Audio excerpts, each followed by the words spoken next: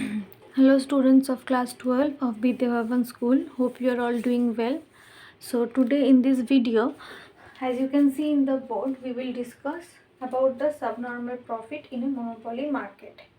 Now again let me remind you the equilibrium condition for a monopoly market. What is the equilibrium condition for a monopoly market? It is that the MR must be equal to MC and the MC curve must cut the MR curve from below. So this we already know, right?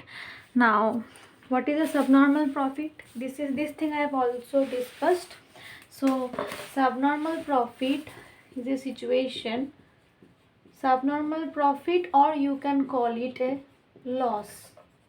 Okay, so when subnormal profit happens when your total revenue is less than total cost. That is, what is formula for profit? It is TR minus TC. So obviously if your TR is less than TC, the difference that you will get will be negative, and that means you are not earning profit, rather you are earning loss. So that is the situation when subnormal profit arises. Okay, so let's see in this diagram what is happening. So we can see that this MR curve is intersecting the MC curve at point E, right? So at this point my MR is equals to MC. Again the MC curve is cutting the MR curve from below, right? So E is my equilibrium point, because here both the conditions for equilibrium in a monopoly market is satisfied. So we can say that here in this diagram my equilibrium point is E, right? My equilibrium point is E. Okay, so corresponding to this equilibrium point, if I produce the line, I will get the equilibrium quantity as OQ, right? So my equilibrium quantity is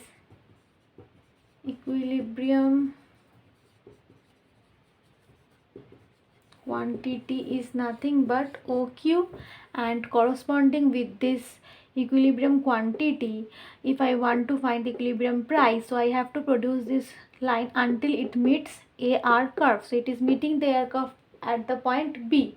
So my price is nothing but OP. So corresponding to my you can write BQ also, but we will write OP, that is much more convenient.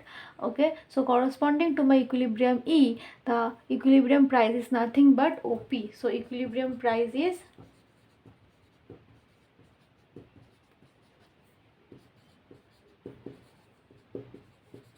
OP. Okay, up to this I think it is clear.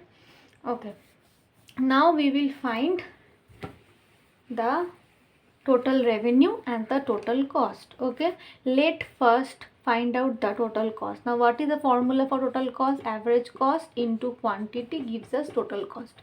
What is the average cost here?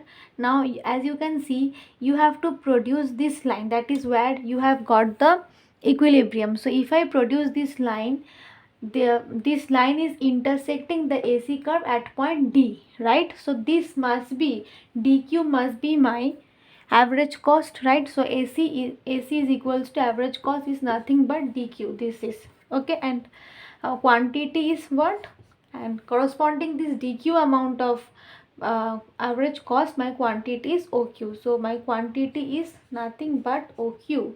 So TC is nothing but AC into Q. My AC is how much? DQ, and my quantity is nothing but OQ. So if I multiply DQ into OQ, I will get nothing but the area of the rectangle. Now as you know, the area of the rectangle is equals to length into breadth. So it is length, it is breadth. So we are getting, if I multiply DQ into OQ, I will get nothing but the area of the rectangle FDQO. So this will be equals to area of the rectangle FDQO, right? Okay, got it I think. Next we will find out the total revenue. Okay, so what is the formula for total revenue? Total revenue is nothing but price into quantity. So corresponding to my equilibrium point, what is my price? My price is BQ, right? Or you can write OQ also. So my price is BQ. So for now I am considering is BQ, okay? And corresponding to my equilibrium point, my equilibrium quantity is how much? OQ, right? So my quantity is OQ. So what will be my TR? TR is P into Q. Here we have got my P is BQ and my quantity is OQ. So this is nothing but area of the rectangle. Just see, so BQ into OQ. Again this is a rectangle. Now if I multiply BQ into OQ, again I am doing what? Length into breadth, right? So I will get the area of the rectangle PBQO, right? PBQO. Okay, now just see one thing. My average cost was FDQO, that is this portion, this whole portion,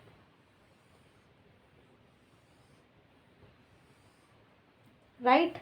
And my average, this is my total cost. FDQO is my total cost. And what is my total revenue? PBQO. So this part.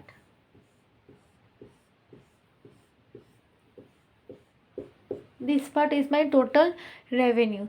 So we can see here the total cost is greater than total revenue. So from here we can understand obviously that firm is incurring loss. So we can write like this, that TC is greater than TR. Therefore we can write area of, or write like this, it will be more appropriate. TR is less than TC. What is my TR? Area of the rectangle PBQO less than area of the rectangle FDQO, right?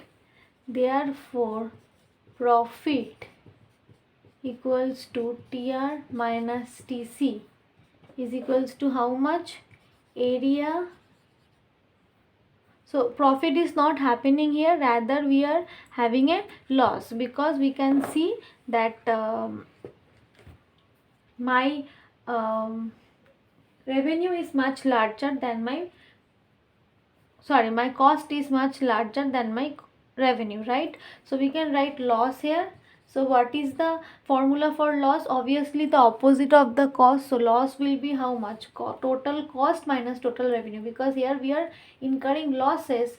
So total cost is larger than TR. So my formula will just get reversed. So here we will write area of rectangle FDQO minus area of rectangle PBQO. So if I subtract PBQO from FDQO, I will be left out only with this portion, that is FDQO. FD. So I am subtracting PBQO from FDQO. So obviously I will be left out only with this portion.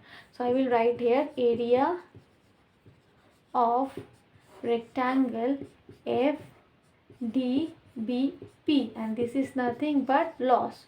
So we don't call it loss, actually we call it subnormal profit. Okay, subnormal profit. Okay, so this much for this video. I hope you have understood. Okay, so we have discussed all the three profit: subnormal, supernormal and normal profit. Okay, so I hope this is clear. This much for this video. Thank you.